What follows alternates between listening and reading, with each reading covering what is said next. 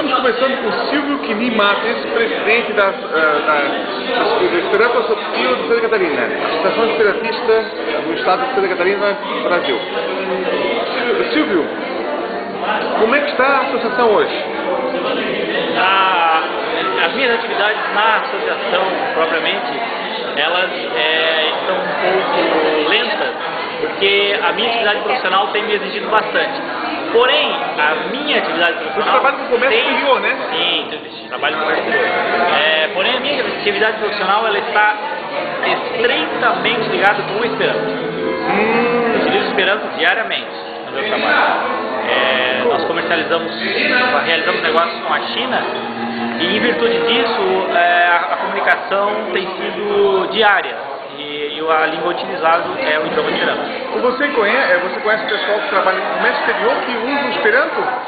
Sim, eu sou membro de uma associação internacional, a IKEF, Internacia Comércio e Economia Pacto Grupo, que reúne cerca de 350 a 400 pessoas.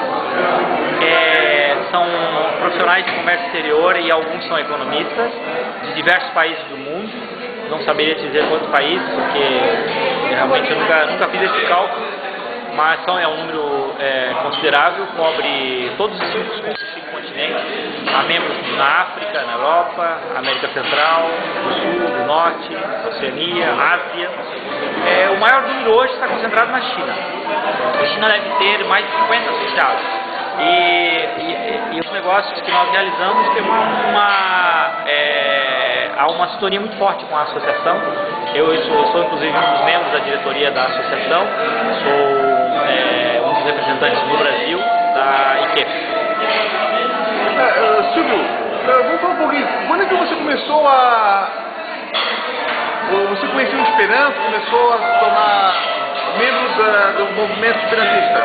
Eu comprei um livro em 1988, no início do ano, em fevereiro.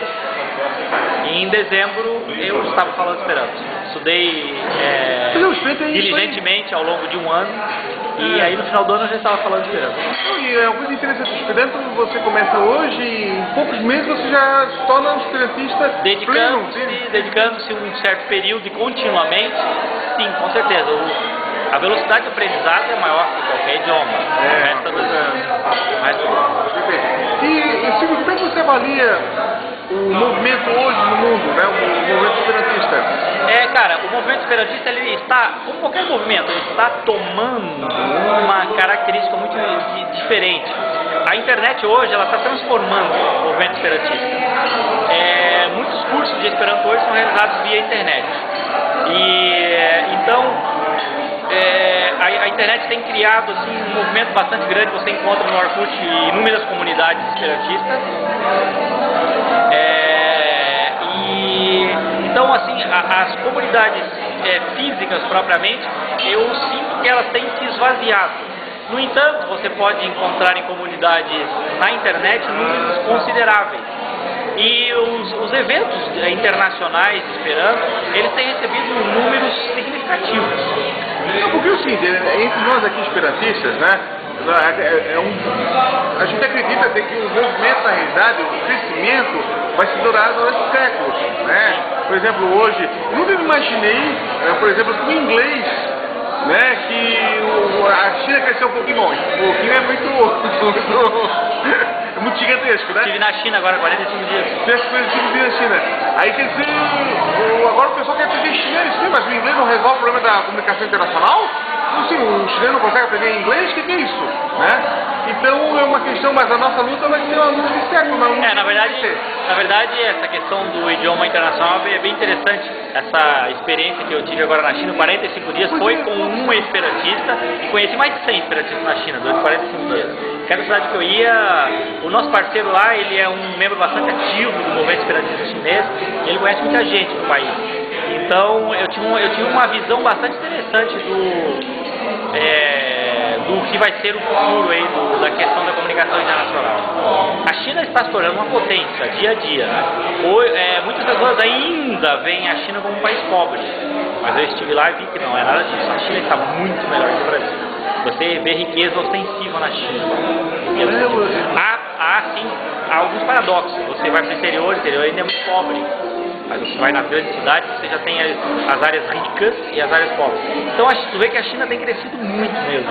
E eu vejo que num futuro próximo, entre 15 e 20 anos, nós teremos um mundo bipolar em termos de idiomas. Como assim? Tem acontecido um fenômeno bastante interessante na Ásia, isso já se percebe com bastante intensidade. Ocorre o seguinte, por exemplo, a Austrália está enviando muitos de seus alunos para aprender mandarim na China. Por quê?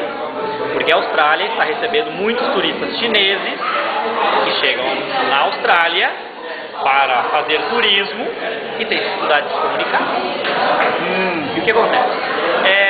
O que faz com que o idioma se torne internacional? Movimentos econômicos. Turismo é um dos setores, dos segmentos da área econômica. E o turismo chinês ele está se tornando cada vez mais importante. Ainda não aqui no Ocidente muito pouco expressivo, mas na Ásia já se vê com bastante expressão. Então os países próximos à China, meu amigo, já estão usando mandarim e muito. Aos poucos, entre 10, 15, 20 anos, esse movimento será cada vez mais intenso ao longo do mundo. E em alguns anos você verá que o mundo será bipolar, inglês e chinês. E com o passar do tempo, como a China está investindo muito em estudo, ciências e tecnologia, ela obviamente vai se tornar uma potência. Por que o inglês tornou-se uma potência? Em função do poder econômico. Mas o que significa isso, poder econômico? Significa produzir conhecimento. O que significa produzir conhecimento? Editar literatura, revistas e livros. E quem quiser chegar primeiro tem que aprender esse idioma. O inglês tornou-se relevante basicamente em função disso. Guerra Mundial, né? Até recentemente, para comprar um bom livro de medicina, era só em inglês. Para você comprar um excelente livro de TI na área de informática, era em inglês. Ainda continua sendo assim. Mas imagine quando os chineses estiverem produzindo tecnologia de ponta, como será? Que idioma será o mais importante? Então você vai ter mudança. Mas aí tem o seguinte, agora tem muito E aí o que acontece?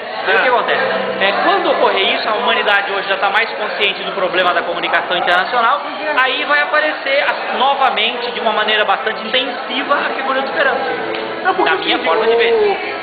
Ô Silvio, tem o seguinte, o chinês eu não digo a língua, mas a escrita é extremamente difícil.